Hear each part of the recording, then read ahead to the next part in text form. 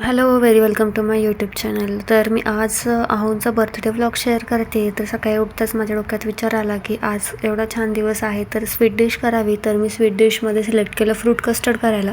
Fruit कस्टर्डची recipe खूपच सोपी आहे. जसं आपण शेवयाची खीर करतो तसं पहिल्यांदा शेवया तुपामध्ये भाजून घेतल्या, दूध उकळायला ठेवलं. ॲज पर युअर रिक्वायरमेंट तुम्ही त्याच्यामध्ये शुगर ॲड करून घ्या.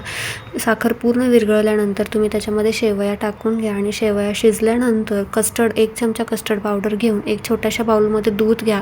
त्या दुधामध्ये ती कस्टर्ड पावडर मिक्स करा आणि ते जे दूध आहे ते आपल्याला कस्टर्डमध्ये ॲड करायचं आहे. त्याच्यानंतर ते थोडंसं स्टर करून घ्या, हलवून घ्या, थोडा वेळ 5 मिनटं शिजू द्या. त्याच्यानंतर रूम टेम्परेचरला आल्यानंतर तुम्हाला ते फ्रीजमध्ये ठेवायचं थोड्या वेळासाठी.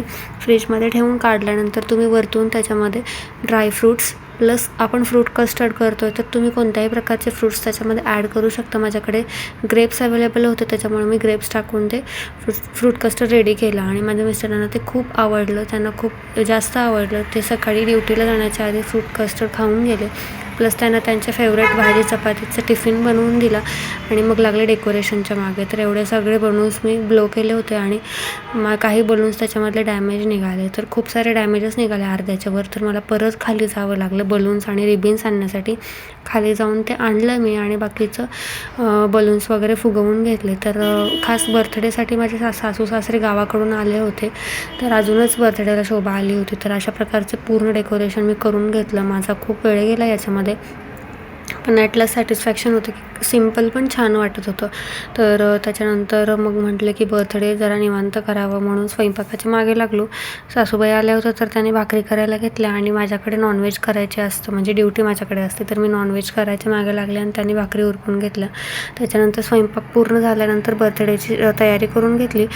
केक वगैरे कट केला आणि आमचा छोटासा शाश्वतही आला होता तर त्याला घेऊन केक कट केला. लहानपणी कसं असतं की केक कटिंगचं खूप क्रेज असतं. तर त्याला केक कट करायचा होता तर त्याच्या शशी काकांनी त्याला घेतलं. दोघांनी एकत्र केक कट केला, मस्तपैकी ओवाळून वगैरे घेतलं आणि सासू सासरे आले तर आम्हाला खूपच छान वाटत होतं कारण दोघांनाही बोर होऊन जातं. तर दोघांनी ओवाळून वगैरे घेतलं, पेढा वगैरे भरवला, केक कट केलं, थोडीशी मजा मस्ती झाल्या, गप्पा झाल्या आणि मग नंतर जेवण करायचं राहिलं होतं. मग म्हटलं जेवण वगैरे केलं, जेवण वगैरे उरकून घेतलं, सगळा पसारा आवरून घेतला आणि झोपायला जवळपास 12च वाजले होते कारण खूप दिवसानंतर भेट झाली होती सगळ्यांची. तर आम्ही गप्पा मारत बसलो होतो. आपल्या रेग्युलरच गप्पा, पण मग त्या पण रोज कोणीही नसतं बोलायला, आम्ही दोघंच असतो. तर खूप छान वाटलं.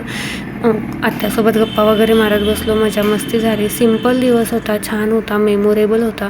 अशा छोट्या छोट्या आठवणीच आपण मनामध्ये साठवून ठेवतो. प्रत्येक वेळी बाहेरच जाऊन सेलिब्रेशन करणं गरजेचं नसतं. घरात पण आम्ही खूप छान प्रकारे बर्थडे सेलिब्रेट केला आणि मिस्टरांना पण छान वाटलं कारण बाहेरच्या दगदगीपेक्षा घरी थोडंसं निवांत छान आपल्या माणसांसोबत टाईम स्पेंड केला की दिवस आणखीनच छान जातो.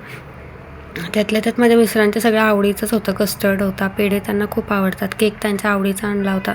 तर असापैकी खूप छान दिवस गेला.